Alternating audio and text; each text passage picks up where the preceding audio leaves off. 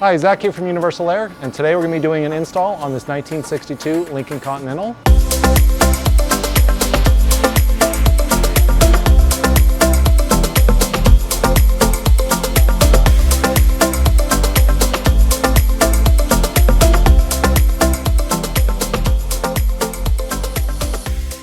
For this Lincoln, we're going to be installing our Aeroleaf system in the rear to give it a nice plush ride in the back. In the front end, we're going to be converting from the factory coil to our air springs in the front. For the air management system, we're going to be using the Airlift 3P system, utilizing our billet tank and remounting where the spare tire goes.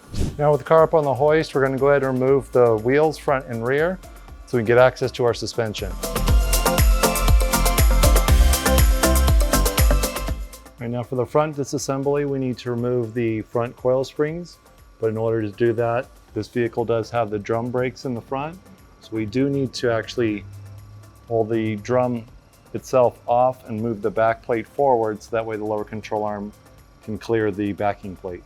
So in order to drop this lower control arm down to release the tension on the spring, you can see where the control arm is going to hit the backing plate. So we need to remove the 4 fasteners that hold the backing plate onto the spindle, and then that'll allow for this control arm to come away. To remove the shock, we're going to remove the 2 bolts on the bottom side of the lower control arm. And for the top side, we're going to remove the nut that's holding on this side. And then there's a bolt that holds this bracket onto the top of the frame, and then this whole bracket will slide over and we can drop the shock out the bottom. We're also going to need to disconnect the sway bar by removing this end link. There's a nut underneath. And after we do that, we have our strut rod, which is this bar right here that goes to the front. We need to remove those 2 bolts as well. So to get started, let's go ahead and remove the center nut on the drum brake and we can slide the drum off.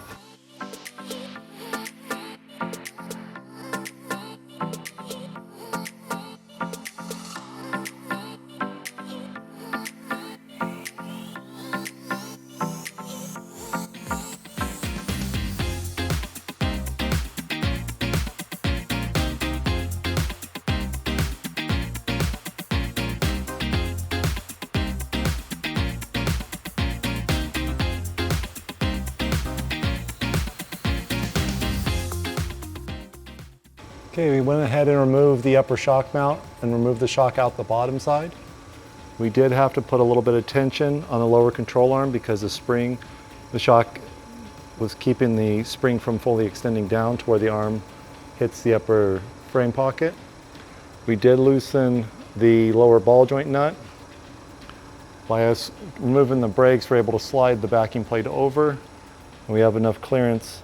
We have enough clearance for that lower control arm to clear the backing plate. We got the forward strut rod disconnected, the sway bar end link disconnected. We've gone ahead and loosened the lower ball joint where we have a little bit of a gap in there. We are going to need to hit this with a hammer in order to release the taper on the ball joint, but we want to remove our stand, and this is going to, when this breaks loose, it's going to pop down. We want to make sure we keep this on here so that way the spring doesn't come flying out. Now the stand is removed, we're going to go ahead and take a metal hammer and strike right here on the spindle. And right there you saw it just release the taper. So now let's go ahead and put the lower control arm on a jack stand, or you can use a jack underneath here. We want to take some of the tension off so we can remove the nut, let the weight of the car keep the spring compressed, and then we'll either lower down the control arm if you're using a jack, or in our case we're using a hoist, so we're going to go ahead and raise the car up and then the spring can fall out. One thing I almost forgot to mention, you want to make sure to loosen this lower control arm bolt. It's right up in here. Go ahead and loosen this so that way it'll allow for the arm to easily drop out for the spring to come out. And just a warning for you guys on how much tension the spring is under. Here's a comparison versus the one in the car and outside the car. You can see that spring has several inches that's going to be coming down, so that control arm needs to have room to angle away. Okay, here's to not becoming the meme for what not to do with springs. Now, of course, it should go without saying you don't want to be right in front of this in case it does go sideways. Usually it will make a loud popping noise when it's popping out of the seat.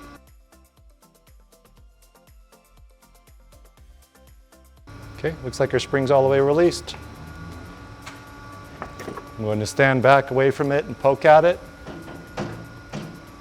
Nope, we're still in. That's still under tension. Let's go up a little bit more.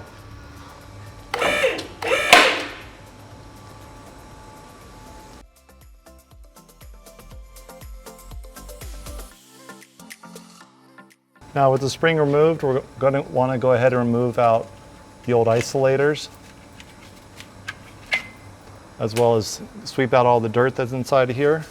Same thing up in the top, we want to remove out the spring isolator, and they usually have a couple washers up inside here, remove that too. So that way we're down to just the chassis.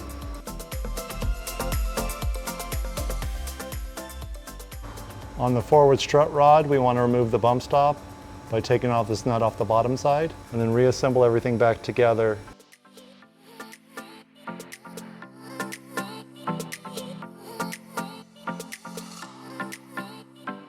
Let's go ahead and get our air management system put together.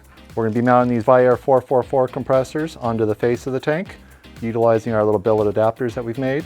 And then we have a Airlift 3P management system we're going to be putting up on here. We can go ahead and prep everything here on the bench, so that way it's a lot easier to work opposed to inside the trunk of the car.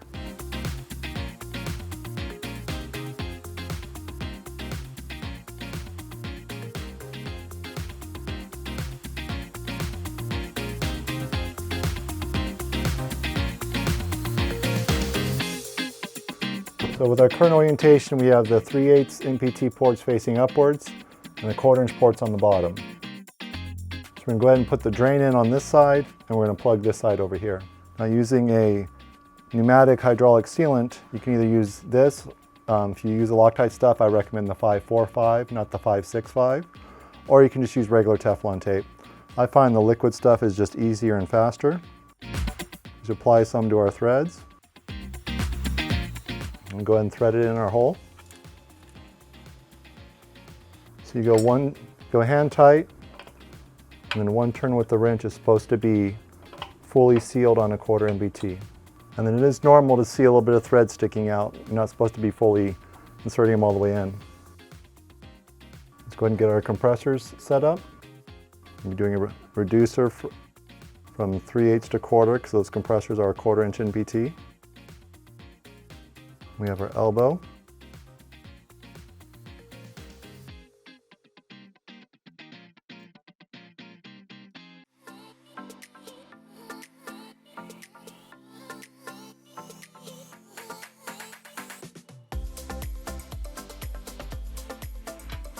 Now I'm trying to make this as straight as possible, but you don't want to ever loosen it, because when you tighten up the NPT, it's on a taper. So you want to just go and stop where you want it at. You can also stick the compressor leader line in there to give us a little more extension.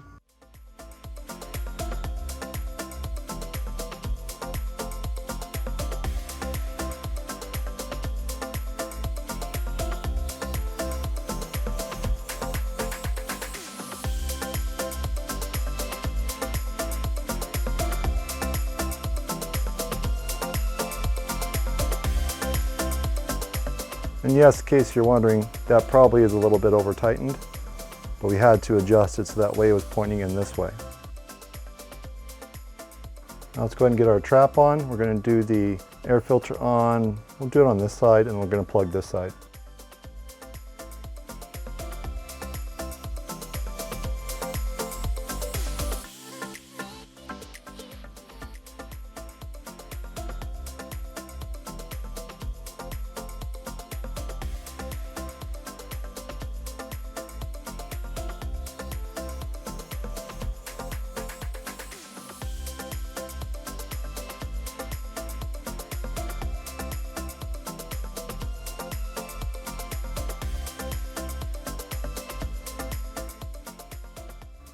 And then on the air filter, you have the in, which comes in from the tank, and then we have the out, which goes out to the manifold.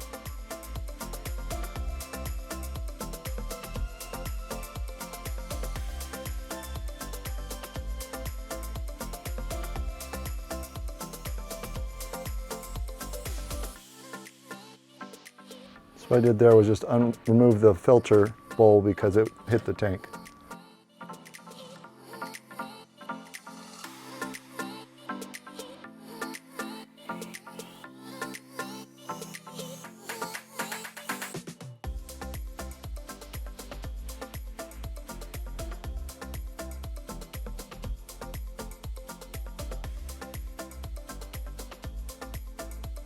There's our tank all prepped, ready to go. Let's go ahead and stick on the compressors.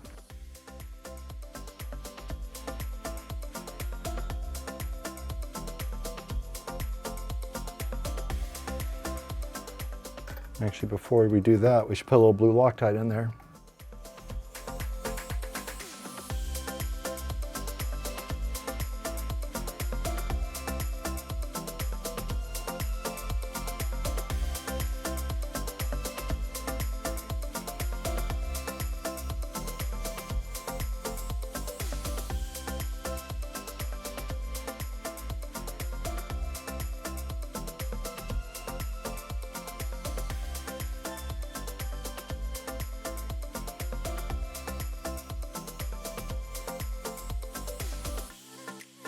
I'll go ahead and make our compressor connection.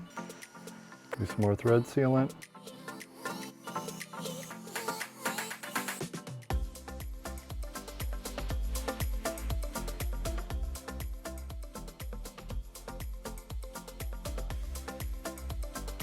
Go ahead and place our manifold.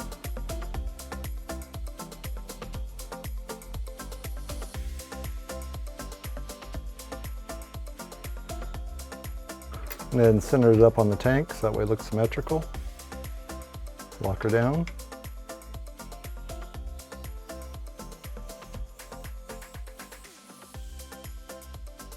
Okay, now we can go ahead and put some air inside of here and leak test all of our connections on the tank itself. We won't be able to leak test this till we make a connection into the manifold, but more importantly, I want to check all these connections. What we're going to do is we're going to supply air into our outlet that'll go through the filter, fill up our tank, and then we can spray soapy water in all of our connections to see if we have any leaks. We're going to add air into there.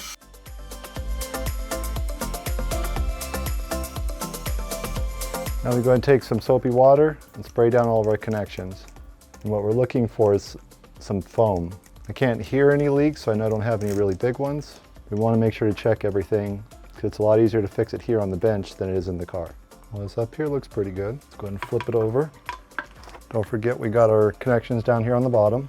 Now what I like to do is let it sit like this for 10-15 minutes or so, and then come back and take a look around and see if you see any foam building up on anything. That usually means it's a very, very, very small leak, but initial impressions, I think we're good. Now let's go ahead and move along. We're going to go ahead and put the fittings inside the manifold.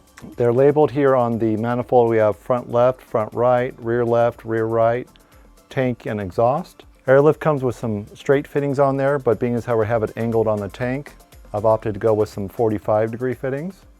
That way we can have it come out and be more suited to go underneath the tank where we're going to run the lines to the inside the trunk. So same thing like everything else, little thread sealant on the threads. Thread into the manifold. Now these fittings do have a thread lubricant on them, which is this reddish orange stuff. So you can't really go full finger tight on it because you basically as soon as the lubricant gets in there, it gets where it feels like it's tight. So you don't want to crank these things down too deep to where you can actually start damaging or breaking stuff. So just go to you feel them getting snugged up and call it a day.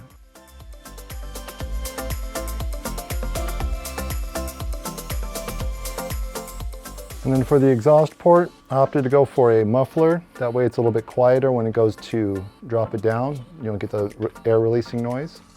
If you want it loud, you just don't put this in there and you'll hear the air releasing out. Some people even do a line to run them outside so that way they hear it outside. But this one we're opting to try to make it quiet. In case you're wondering, I didn't bother putting thread sealant on that because that's where the air is supposed to be exiting. Okay, it's been a while. And when we look around, we don't see any foam. So we're good on our leaks. So to give you an example of what a leak would look like, if we go ahead and crack this drain open.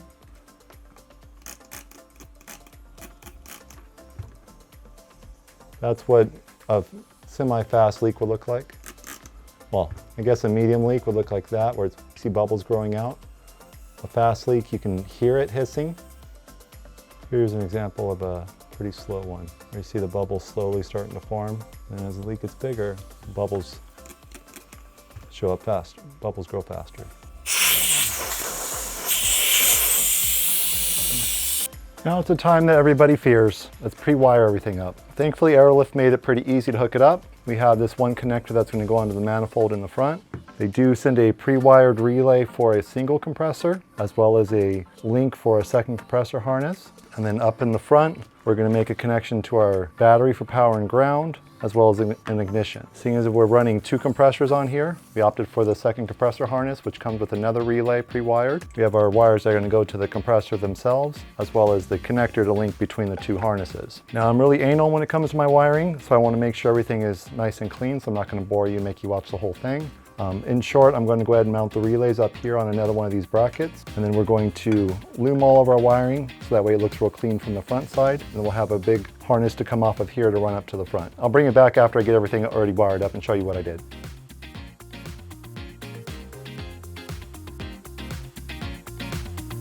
What we've done here is we went ahead and used another one of the mounting brackets to mount the 2 relays onto the back side of the tank. And we brought our wires up underneath the tank and we've wired them into the 2 relays. And we have the harness ready to go. Just got to run this in the vehicle, and we'll be doing our power, ground, and our display connections right here.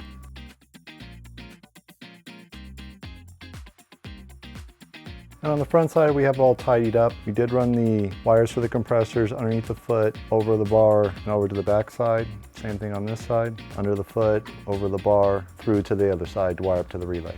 Now we've gone ahead and mounted up our billet tank brackets onto this adapter plate we made for the Lincolns. And we do have where the factory spare tire was attached here. So let's go ahead and secure that onto there with the 1 bolt in the middle. I like to go ahead and make sure the bottom is flush, that way we know the tank is straight in here.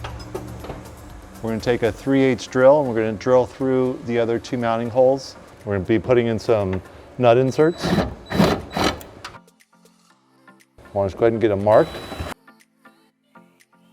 Go ahead and remove the plate. We're going to go ahead and drill through.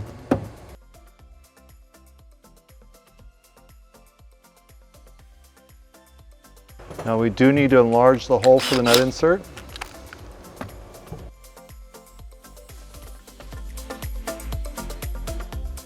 And now we can go ahead and install our nut inserts.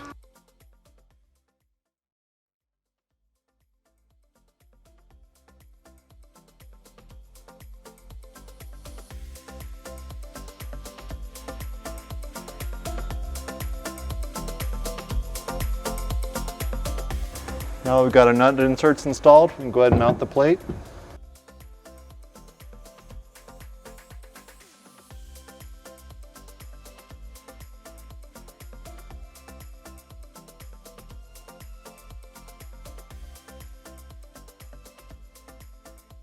We've gone ahead and loosened up these back clamps. We want to go ahead and slide them back so we can slide the tank in here and set it on top of here. And then we're going to secure it with the front clamps. We reach in the back and tighten up the rear ones.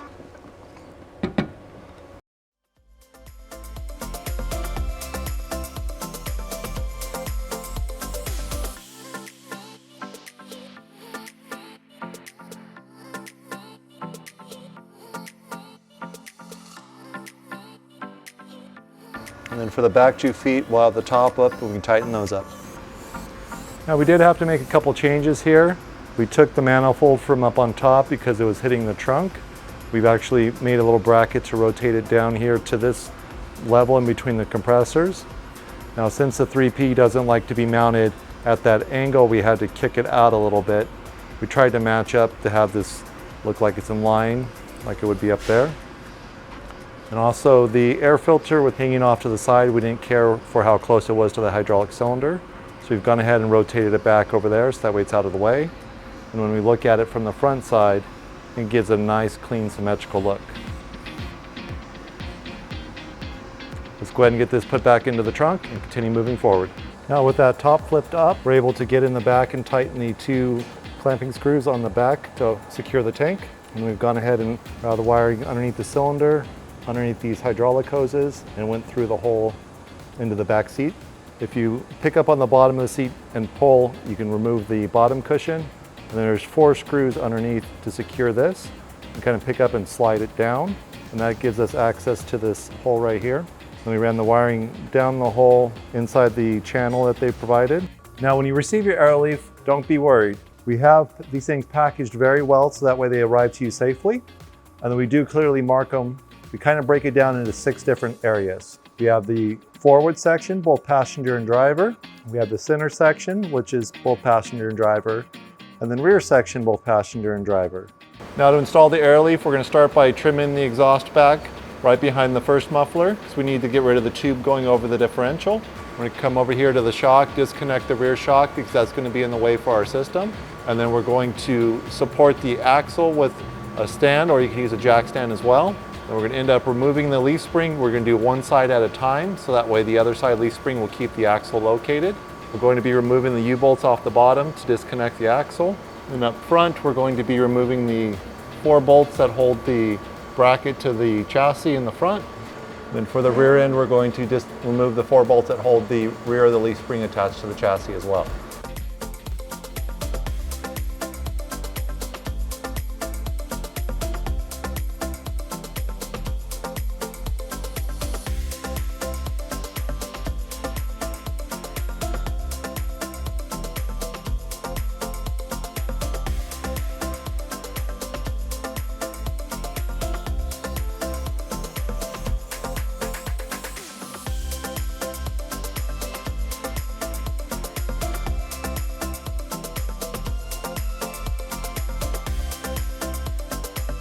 Now we pulled it out of the box. You can see it's already kind of pre-assembled on how it's going to go into the vehicle. We will end up removing this forward bolt so we can mount that front bracket.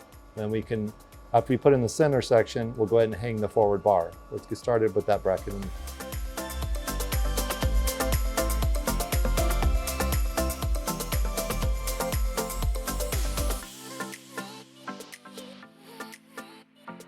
As you saw, we went ahead and drilled for our rev nut with the bracket installed to use it as a template. And we pulled the bracket off to enlarge it for the drill diameter for the rev nut and put that in there. We got this all secured up on the top. We did add some blue Loctite to this 1/2-inch bolt into our rev nut.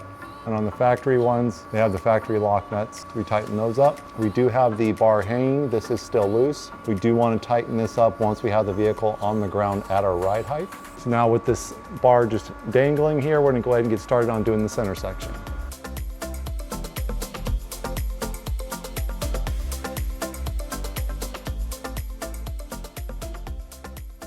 Now we've gone ahead and loosely installed the bracket on here. We want to have some play to make it a lot easier for us to put everything on. We're going to go ahead and swing the forward bar up. We're going to bring the top bar over the parking brake cable so the cable will go in between the 2 bars connecting to the center mount.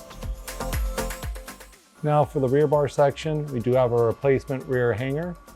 For the 64 and 65, since they have the through bolts, we have a reinforcing plate as well as the 4 bolts for the back. However, for this one, since they're directly tapped into the chassis, we're just going to use the factory bolts to secure this to the chassis. This is our rear shackle with the bolts for it. You can tell the difference between them because this one has a lock washer on it, where the ones for the cross bolts on the 64 and 5, they don't. We're going to go ahead and get started by mounting up this rear bracket with the shackle coming off of it, and then we can hang our rear bar. As you saw, we went ahead and secured the rear hanger bracket to the chassis. We did tighten up all these bolts, and we do have the rear arm hanging off of the shackles. Everything on here is very loose. We are going to end up tightening these up as well once we get everything on the ground at ride height. And for now, we're going to go ahead and swing the arm up and put it inside of here. And this is still loose as well. It's important to keep everything loose as you're trying to install it. It makes everything a lot easier to put it together.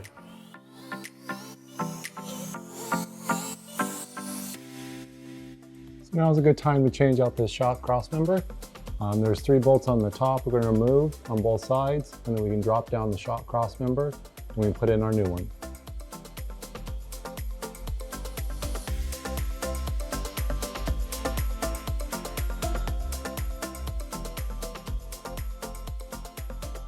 Now, one thing we are going to need to address is this brake line bracket is in the way. This arm needs to come up inside the same area, so we've supplied a replacement bracket to go up and around. We do have a couple options. We can either slice this to go over the hard brake line so we don't have to disconnect it and bleed the brakes, which is what we're going to do. Or you can actually disconnect the soft line to the hard line, and then you can take the bracket out without cutting it. Now with that bracket out of the way, we need to move this brake line itself up. We're going to remove the bolt that holds it to the chassis and move this to the inside and push everything up against the bottom side of the floor. And then retighten this to hold everything in place. So we now have all the lines tucked up underneath the clip. So everything is secured up here, so it's not going to be moving around. We'll go ahead and get the brake line bracket installed using the existing 4 holes. And now the next step we want to do is go ahead and remove the bump stop that's on top of the differential. We should move those 3 bolts on top. Now let's go ahead and work on getting our pinion angle set on the vehicle. We're going to want to put the differential, jack it up to where we're going to be at for our normal ride height.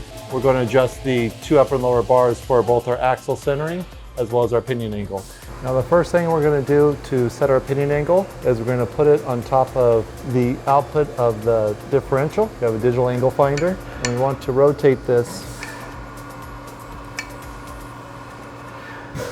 so that way we're level. Right now we do have the transmission in neutral, so we're able to turn the drive shaft by hand.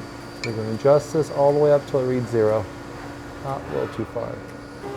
Now from there we want to take this, put this on top of our drive shaft itself. That's why I prefer the digital ones, is because we can actually zero it out on the drive shaft. So go ahead and click the 0 button, and now we can take this and put it on top of our input for our differential.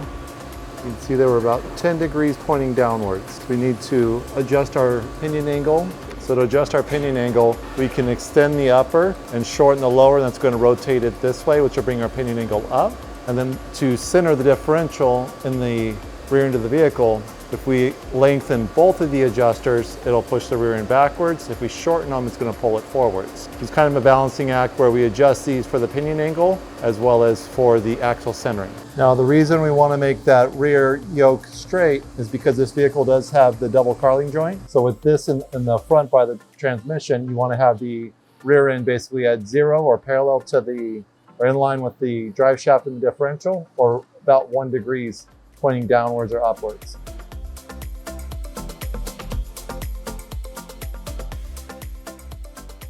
Now with the vehicle sitting at ride height, we've adjusted the pinion angle so we're at 1.9 degrees pointing downwards. The reason we stopped there is because we wanted to have clearance for the drive shaft inside the tunnel, because I prefer not to modify the tunnel. We can always adjust the pinion angle once we have the vehicle on the ground, and depending on what the customer ends up having as ride height at, this number will change. In case anybody's wondering where we ended up at, this would be a good starting point for your build. On the lower amount, we're at 3.3 inches from in between the 2 bars. And then for the upper, we ended up at 3.85. Now that we have our pinion angle all adjusted, we can go ahead and tighten up these jam nuts. And then we're going to go through, since we currently have the rear end at about our ride height, we want to go through and tighten up all the hardware, locking everything down. Let's go ahead and finish up our trunk here. We've got our bulkheads coming through from underneath, as well as we have our lines coming out of our manifold. We're just going to connect the 2 together. So using a little airline cutter, just put it in there, cut off the end, push it in to the fitting, do a nice little tug, try and eyeball the sweep that we want, about there. Now we just got to do that 3 more times.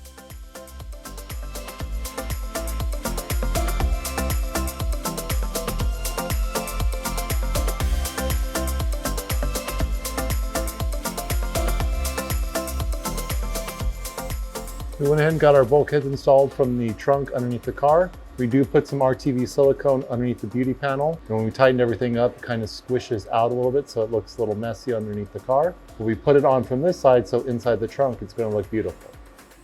The air lines come out of our bulkheads, run along the floor to the side. The rear one goes towards the back to come down the Aeroleaf.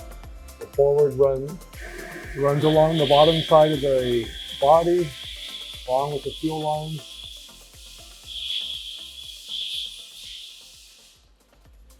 Inside.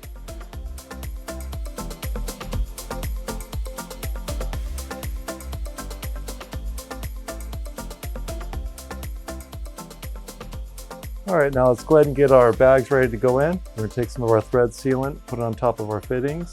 You can either use the liquid thread sealant like we are here, which is the equivalent of the Loctite 545, or you can use regular Teflon tape. I prefer the liquid stuff. It's faster and easier to work with. Go ahead and tighten up the fitting. Let's go ahead and leak test it. I'd rather check it here on the bench than wait till we get it inside the car.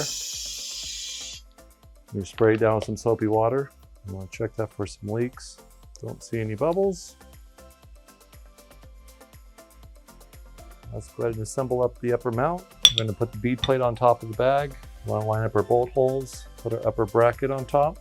We do have both the centered holes as well as the offset. We want to put them on the center, which is in line with the all thread. And then for the bolts, you can use some blue Loctite. I would definitely recommend against using any type of red Loctite. If you ever want to get these things back off, it's going to be a lot easier. Put the bolts through the bead plates, line them up with our mounting holes, start threading them in. Now with everything hand tightened up, we can go ahead and tighten these down. We don't need to kill them, just snug them up. Now let's go ahead and get these bags installed. We're going to start off by taking our lower bracket and sticking it down in the bottom. It does lock nicely into that lower control arm. And then to get our bag in there, the best thing to do is to actually just compress it down. We just compressed it down like this. We stuck our finger over the port to keep it compressed. Go ahead and slide it up inside there.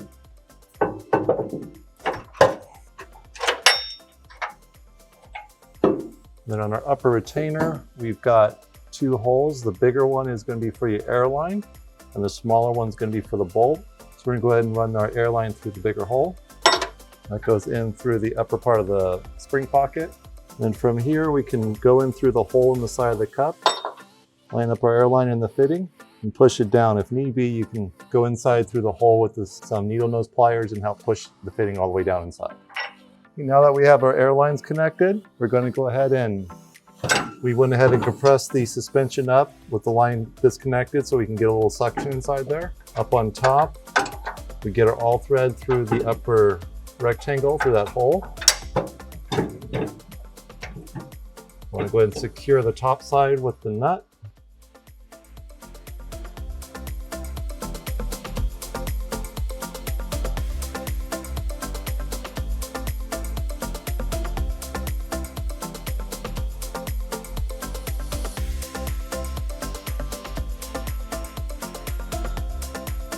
Now with the top side secured, go ahead and slide in our bead plate on the bottom. You want to make sure you leave the top loose so that way you can rotate the bag. Now the best way to go ahead and install the bags is when you have the lower control arm disconnected from the spindle because you just pulled the spring out, to go ahead and bolt everything together and slide it up in there so that way you can separate down that lower control arm. And then from there you can plug in the airline, tighten up the top nut, and then collapse everything up underneath it and secure the bottom side of the bag with the lower washer. And now for our upper shock mounts, we're going to go ahead and put the bracket on the side of the frame. We have this little hole right here. We line up with the hole in the chassis. Go ahead and clamp it on. We go ahead and take a 1/4 inch drill and we drill through the holes on the bracket. Now that we have all those holes drilled out for the 1/4 inch, these bottom 2 we're going to leave alone because we're going to do a 1/4 inch nut and bolt through those, but the rest of them, we need to enlarge those holes to a 3/8 so we can install our plus nuts. We're going to remove the upper bracket and drill out the top holes. Now to secure that upper bracket, we're going to be using these plus nuts. They're real similar to your standard nut cert or rev nut, but when you tighten them up, they actually mushroom out on the back side, giving you a lot stronger connection on this really thin sheet metal. So we use these installation tools where it's got a little, we use these installation tools where they have little serrations that are going to hold the head of it. So they're really easy to install, and you just put a wrench over here and run this in with your impact. You don't want to go until it completely stops moving, but when you're running it in, you'll see it's going to go really fast. That's as it's mushrooming out the backside and folding over. Then once it starts tightening up, you stop. For example, right here we have our 3/8 hole. Go ahead and pop that in there. We hold this with the open end wrench. We run it in. And like that, it's fully seated. Now we just got to go through and install the rest of them. Make sure you hold it up square against the sheet metal and run it in.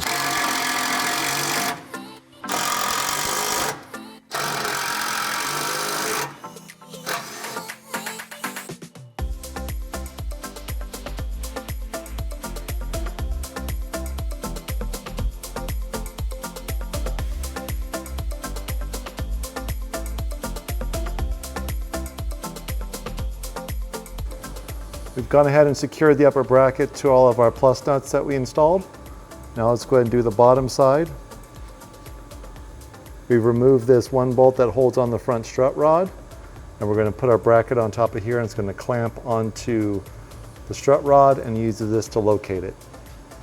Now to install this, we slide the bracket over the strut rod. We line up our hole right here. Put our bolt back in there.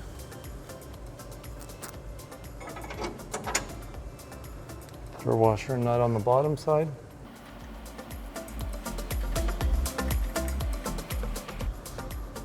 Now we install our clamps.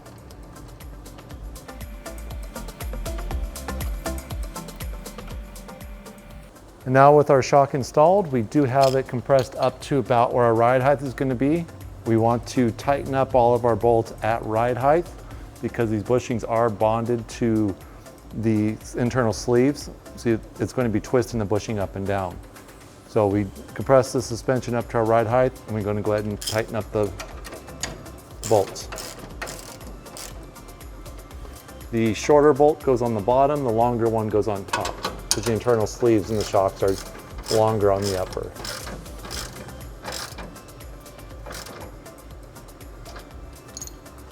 And our front end is complete.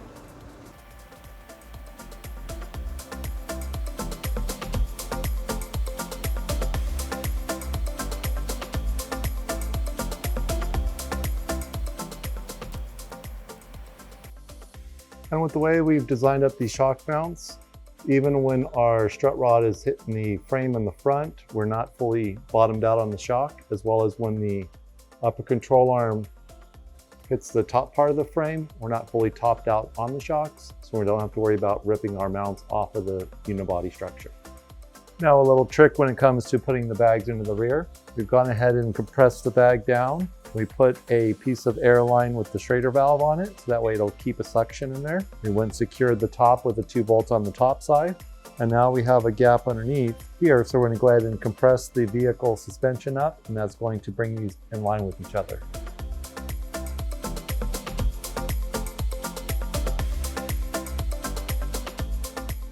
And now with the suspension straight, we can go ahead and slip in the bead plate and secure it with the bottom bolt. Now that it's started, we can go ahead and compress it the rest of the way up. That'll make it a lot easier for us to tighten it up. And with it secured, we can go ahead and disconnect the airline off the top. When we raise it back up, it's going to extend out. Now it's time for us to connect our airline. So go ahead and loop it in, trim our hose to our length. Go ahead and plug it in. All right, now before we go ahead and take the car off the rack, let's do a leak test. We have the wiring ran through the window because we want to wire it up off the rack. We brought it up here to the battery. We've gone ahead and connected the red power wire for the ECU as well as the ground directly to the battery. And for our ignition turn-on circuit, we're going to go ahead and touch that to the positive as well. What that'll do is it'll turn on our display. We're not ready to quite set up to do our programming, so let's go ahead and hit English. And then let's go back, and we're back at the main screen. And from here, we can manually add air to the bags by pushing the ups for each of the 4 corners. What our goal here is to try and leak test everything. It's going to put some air inside of it. Now, it did turn on our compressor because we did drop below the turn-on pressure. So it's not ideal to run the car or run the compressors without the car on. So we're going to go ahead and quickly get some air inside of these. Now, around 100 psi or so would be good to leak test. And we can go ahead and disconnect our ignition wire, which is a small pink wire. Now we can go ahead and raise the car up and start spraying down our connections. Now let's go ahead and start off here in the trunk. So we go ahead and spray down all of our connections with our soapy water. And quickly, we don't see any bubbles. We're going to go ahead and come back after it sits and look for some foam. Now I like to go the route that the air is going to be moving. So our next connection is going to be coming through these bulkheads underneath the car. So go ahead and soak them down with some soapy water. And while we're back, let's go ahead and soak down our bags for the rear. Go ahead and hit the other side. Now to leak test our front is going to be a little difficult. So I find if you just spray it down the hose, it'll go down to the fitting, and then we can go up from underneath with our cell phone and actually videotape it. So now with the soapy water sprayed on top, we can stick our phone up inside there, hit record, have it turn on the light, and kind of move it around until we get to where we can see our fitting. And right there we can see, I don't see any bubbles, so we look good.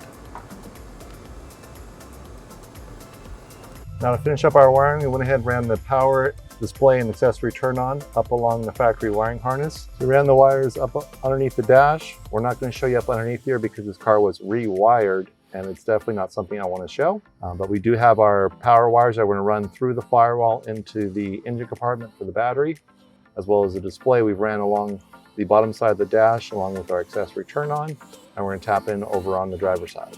We came through the firewall with our power and ground, both the main harness and the accessory harness. We did do a rubber grommet where it goes through the sheet metal along with some black silicone RTV to seal up the hole so that way we don't get water inside the cabin. We ran the wiring along the harness that's inside the vehicle. We've gone ahead and split up our two harnesses. We ran our two power wires over here and connected them directly to the positive post of the battery with doing the inline fuses on both the wires. Now our end goal for the display is we did make up this little bracket to hold the 3P display right here where the ashtray used to be, right below the window switches. We are a little bit short on the USB cable. We do have to get an extension about a foot. So this is where we're gonna end up mounting it. Now in order to run the wires inside of here, the wiring comes up through the bottom side. It comes through the door. It runs through this existing track right here, loops around this ducting for the back doors, and then the wiring comes up through here, underneath the dash. We're going to make our connection with the main harness from the back. On this car, since the wiring has been so rough, we ended up tapping ignition in underneath here. Generally speaking, I prefer to go in with the fuse panel, but this car doesn't have a working fuse panel. Now let's go ahead and program up our 3P. First thing we're going to do, I read English, so let's select English. It says system's not calibrated, it'll walk us through it. Go ahead and proceed. Is the vehicle on level surface? Yes, on level enough. Are the front wheels straight? Yep. Free from obstructions? Yes. Is the manifold mounted? It is. Do we have one compressor or two? We're running two compressors. Enable stance guard? Nope. Do we have height sensors? Nope. This is pressure based. It's going to start moving. Are we ready? We push OK. Now it's checking our ECU mounting. And once it's set the maximum pressure up and down, the most that it's going to go. Right now it's set for 171 or 172. I'm good with that. The minimum pressure, let's go ahead and drop it down to where the vehicle barely starts to lift. That way we're not wasting a bunch of air every time we move it.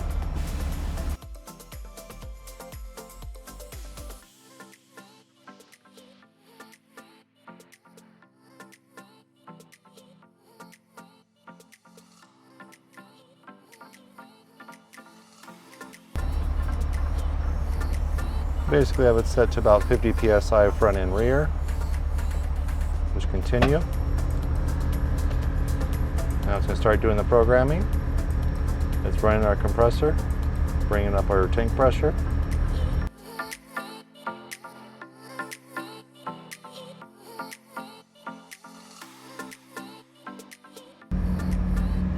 am revving it up a little bit when the compressors are running because the alternator looks like it's dropping our voltage. When I rev it up, it brings it up.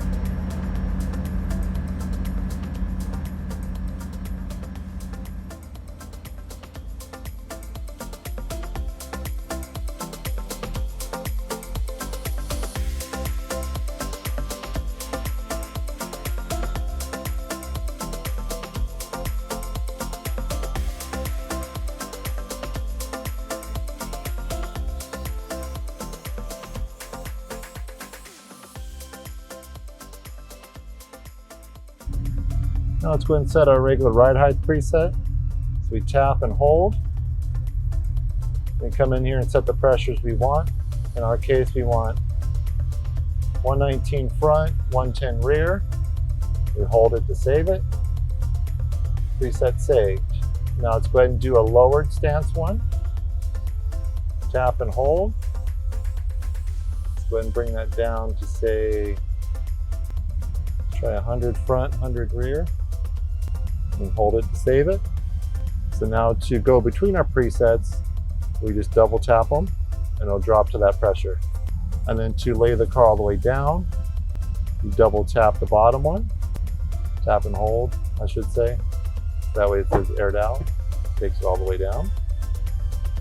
Now I find you get a lot more consistent for your ride heights if you go to your higher preset first for your riding height. So we'll go to this one.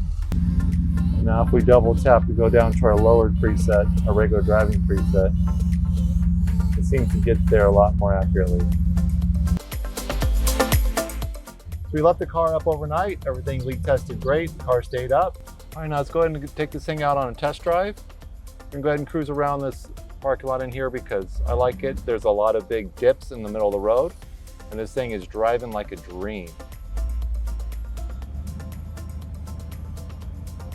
So first thing we notice while driving around, everything feels super smooth. And like, ideally, even going through a big, huge dip, it just feels like we're on a couch with wheels. It just feels like the essence of a Lincoln should be. It's comfort, it's class, it's wonderful. Hitting all these bumps and stuff in the road.